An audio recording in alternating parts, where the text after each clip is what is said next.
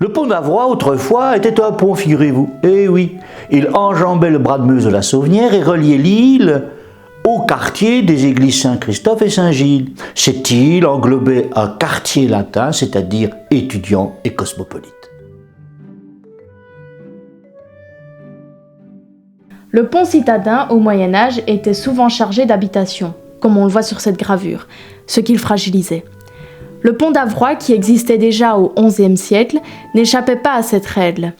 Aussi, les nombreuses crues des torrents de la Sauvenière et de l'Avroy l'emportèrent souvent en partie, et à plusieurs reprises, il dut être reconstruit.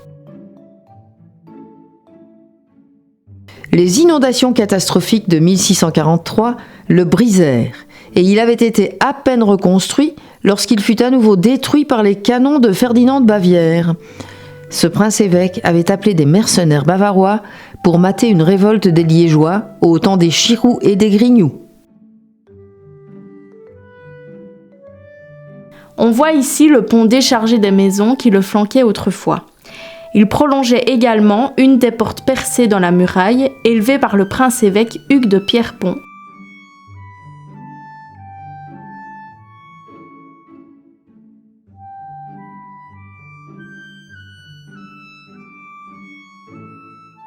Naturellement, lorsque les rivières de la Sauvenière et d'Avroy furent comblées pour donner naissance au boulevard du même nom, le pont d'Avroy devint une rue.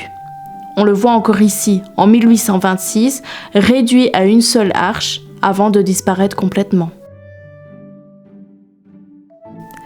Voici la rue du Pont d'Avroy en 1880, plus étroite qu'elle ne l'est aujourd'hui. Elle fut en effet élargie au moment de l'exposition universelle en 1905, et de nouveaux bâtiments y furent construits, comme ces galeries en verre qui devinrent en 1908 le Regina, un café-restaurant à la mode qui existe toujours, mais seulement sous la forme d'un restaurant au pied d'un immeuble devenu un immeuble de logement.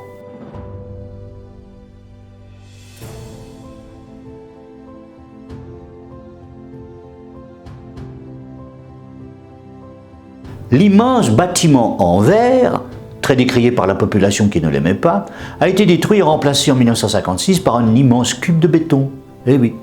De l'autre côté du pont d'Avroy se dressait un luxueux complexe hôtelier, le Grand Hôtel des Boulevards, qui a été détruit en 1974 par un incendie et remplacé, devinez par quoi? Ben oui, par une autre barre de béton, un immeuble à appartements. Eh oui.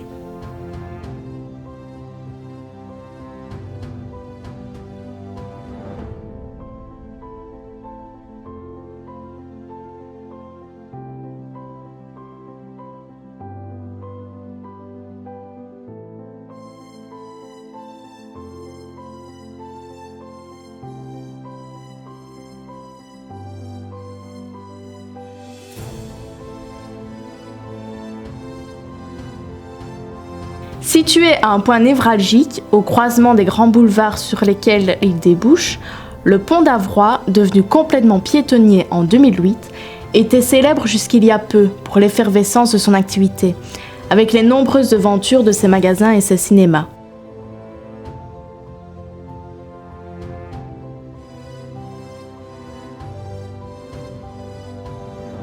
Il n'en est plus de même aujourd'hui. Les innombrables chantiers ont endormi ce coin d'animation.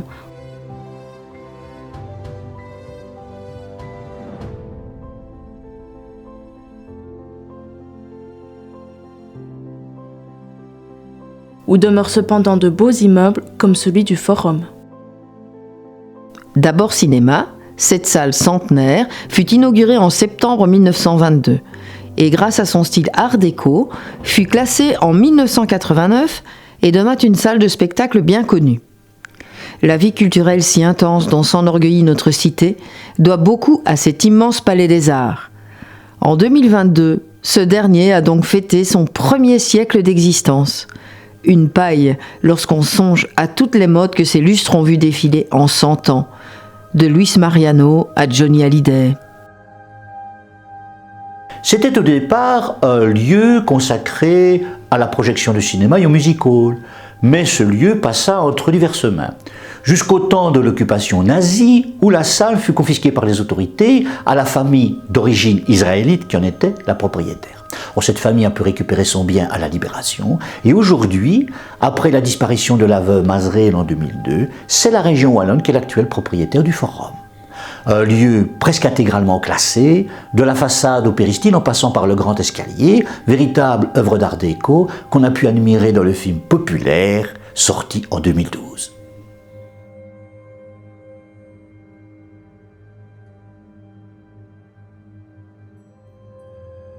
Le pont d'Avroy reste tout de même emblématique. Il est constellé de petits vestiges précieux d'une vie urbaine dont nous n'entendons plus que les échos tardifs. Ainsi, les frontons de certaines façades, comme celle du numéro 20, conçue en 1917 en pleine occupation allemande, à une époque où les rez-de-chaussée étaient occupés par un beuh-de-lan au nom qui chante, le panier fleuri.